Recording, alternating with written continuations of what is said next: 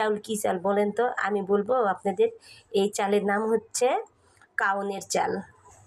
আমার না এই চাউলটা অনেক পছন্দ, আর এই চাউলটা দিয়ে না পিঠা খাওয়া যায়, এরপরে পায়েস খাওয়া যায়। তো আজকে আমি পায়েস বানাবো এই কাউন চাউল দিয়ে। তো আমি কাউনের চাউল দিয়ে কীভাবে পায়েস বানাই আপনাদের দেখাবো, সবাই দেখতে থাকেন। কাউন চাল আমি ভালো করে ধুয়ে নিছি, আর এপাশে হচ্ছে দুধ গরম দিছি, আর দুধে দিব এখন 2 টুকরো তেজপাতা, 2টা সাদা এলাচ আর একটা দারচিনি। কাউনের চালগুলো আস্তে আস্তে আমি দুধের মধ্যে দিয়ে দেব। এই যে এখন এটা হতে থাক।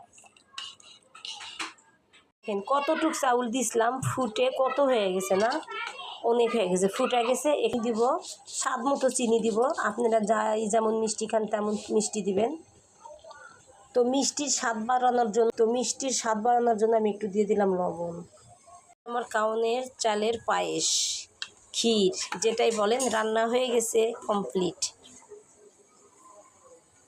সুন্দর হয়েছে না? এই যে আমার গরম গরম কাউন চালের পায়েস রেডি। এখন আমি খাবো, কারণ আমার অনেক পছন্দর খাবার, অনেক পছন্দ।